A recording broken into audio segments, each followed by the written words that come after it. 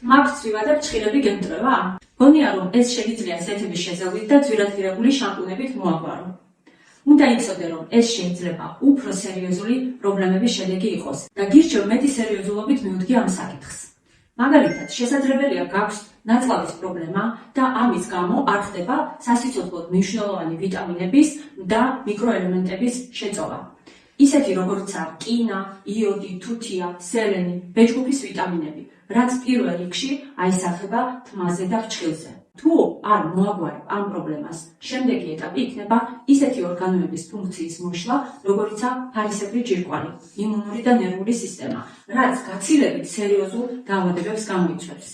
ამიტომ გირჩევ დროულად მიაქციო ყურადღება და უფრო სიღრმისეულად შეხედო ამ პრობლემას. თუ არ იცი, საიდან დაიწყო და რა გააკეთო და გჭირდება სპეციალისტის დახმარება, დამიკავშირდი პირად შეტყობინებაში და ჩაიწერე ონლაინ კონსულტაციაზე.